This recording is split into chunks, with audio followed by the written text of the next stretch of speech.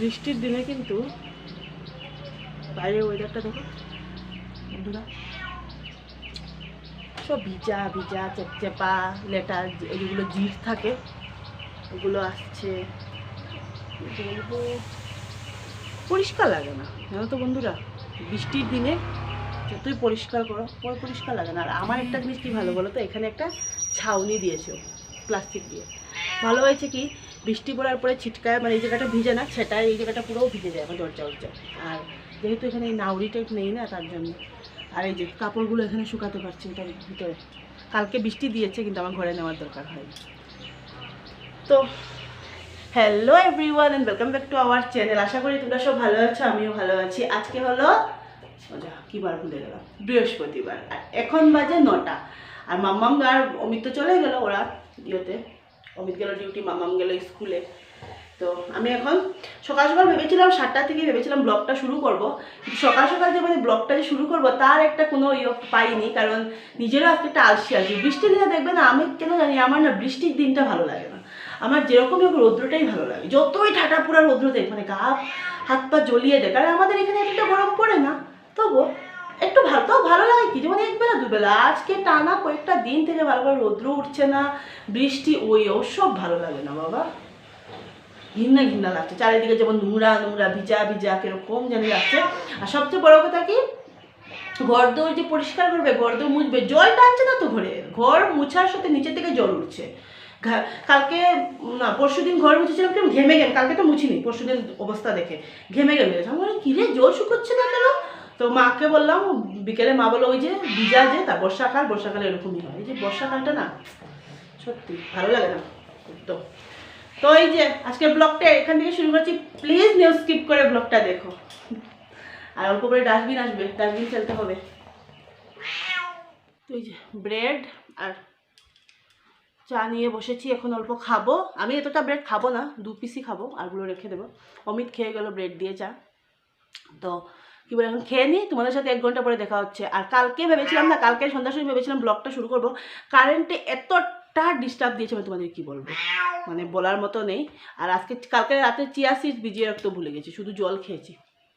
Chia সিডসটা খেলে না ভালো হয়, চিয়া সিডসটা খেলে মানে ইয়া থাকে, কারণ আমার তো একটু গরম দিনে একটু প্রবলেম হয়, গরমের জন্য।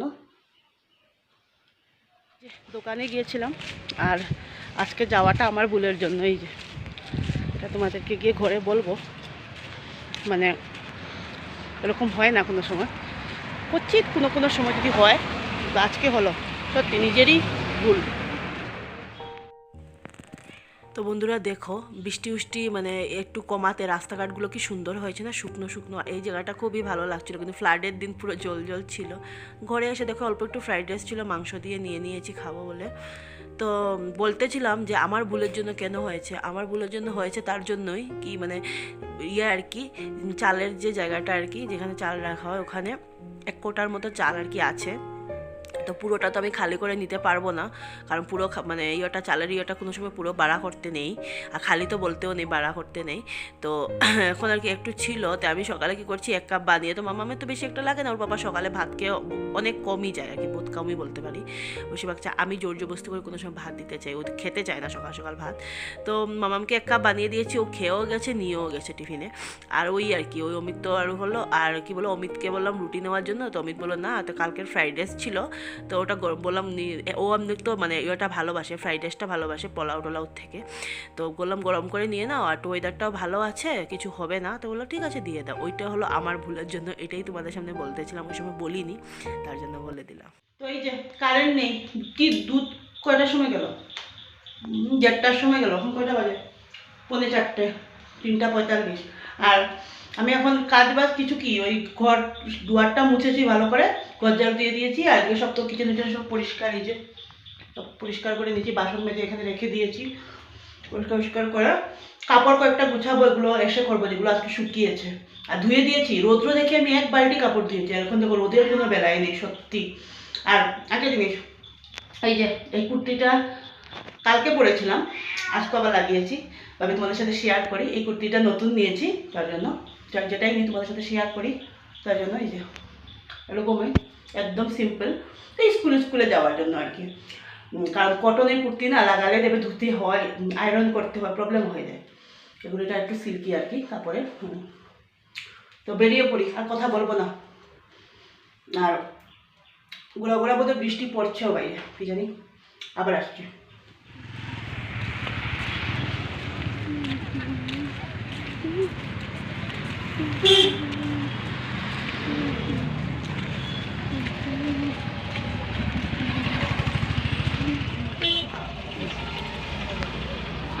তো কালকে তো রাত্রে মটন বানিয়েছিলাম, মটন আছে, আর সকালে তো তোমরা দেখেইছো যে ফ্রাইড রাইস দিয়ে কি বলে এটাকে ভাত খেয়েছিলাম। ফ্রাইড রাইস আর সাথে ভাত মিশিয়ে খেয়েছি, আর ফ্রাইড রাইস অল্প ছিল।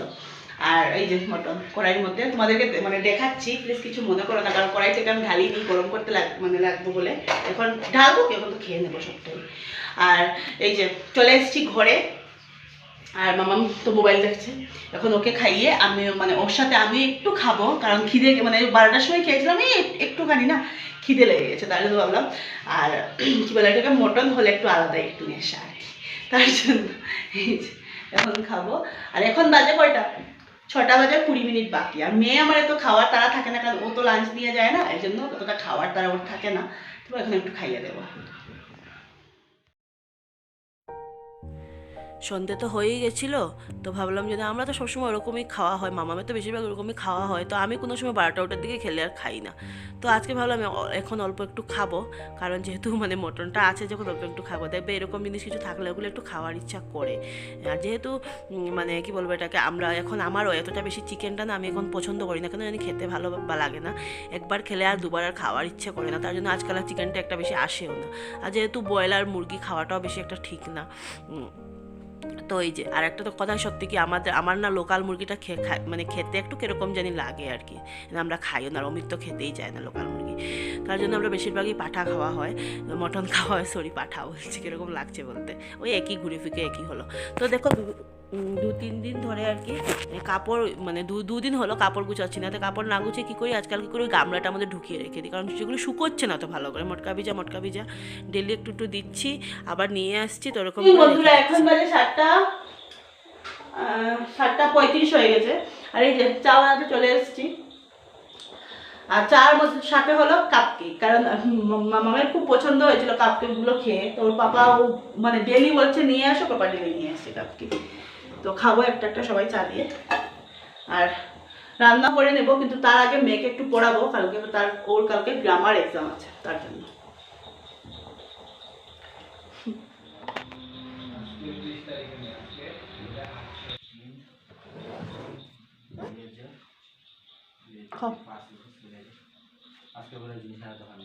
এখন বাজে 11:2-3 মিনিট বাকি, আর সন্ধ্যার থেকে যা কিছু তোমাদের সাথে শেয়ার করবো সম্ভব হচ্ছে না, কারণ কারেন্ট এতটাই ডিস্টার্ব মানে করলো আজকে, কি বলবো, আর বলার কিছু নেই। আর মন মেজাজে ভালো না, কেন ভালো না আমি বলবো, আগে দেখিয়ে দেখি কি রান্নাবান্না করলাম, সব কিছুই করেছি, রান্নাবান্না তো করতেই হবে, কিন্তু ওই যে আর শেয়ার করা হয়নি, পারতাম শেয়ার করতে, কিন্তু কারেন্টও ডিস্টার্ব দিয়েছে, তা লেটে আসলাম, আর তারপরে তো আবার একটু টেনশন মাথার মধ্যে এখনও ঘুরছে, দাঁড়াও আর আগে দেখি তারপরে বলবো। তো এই যে রান্না করেছিলাম সয়াবিন তরকারি, আর এই যে এদিকে ভাজা, একটু মাংস ছিল ওইটা ছিল, আর একটু ইয়ে আছে ভাজা আছে, বরবটি আলু ইয়ে ভাজা, আর ওইদিকে আমার জন্য রুটি। তো বন্ধুরা আজকের ব্লগটা ভালো লাগলে প্লিজ নো স্কিপ করে ব্লগটা দেখো, আর নতুন বন্ধু যারা প্লিজ আমার চ্যানেলটা সাবস্ক্রাইব করে দিও, লাইক কমেন্ট শেয়ার করে দিও, আর কালকে আরেকটা নিউ ব্লগ নিয়ে আসছি। ভালো থেকো, সুস্থ থেকো, সবাই সাবধানে থেকো, bye, good night and sweet dreams.